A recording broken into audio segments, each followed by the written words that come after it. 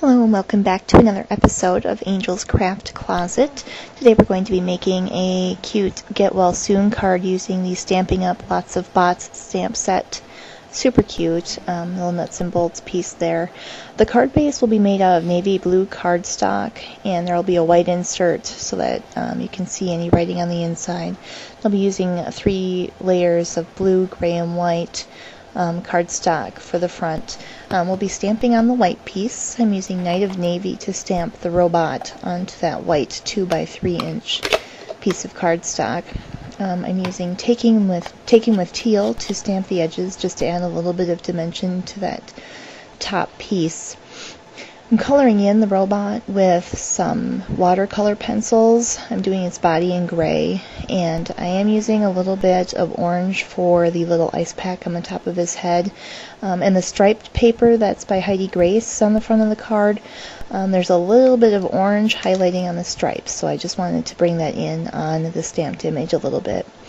I'm going in with a blender pen just to smooth out the colored pencil lines to make it look more like a watercolor image, and I'm adding a little bit of color beneath his feet so it looks like he's not floating in the middle. And here he is in all his splendor. Just as a personal preference, I'm going back in with a glitter glue pen to highlight some of the little dots and circles on his body and on his joints. I just love these glitter glue pens because it's a great way to add a little detail without too much fuss. And here's my Glue Glider Pro gun. I absolutely love it. So I'm attaching that white piece to the 2 1/4 by 3 1/4 gray piece, and then those two on top of the blue 2 1/2 by 3 1/2 piece. I'm going to punch 3 holes using my paper piercer to add 3 gray brads on the bottom, just to add a little bit of extra interest. I'm using a little bit of adhesive to attach an 8-inch piece of ribbon to the striped Heidi Grace paper. I'll go back in later with another 4 inches to add a little knot on the front.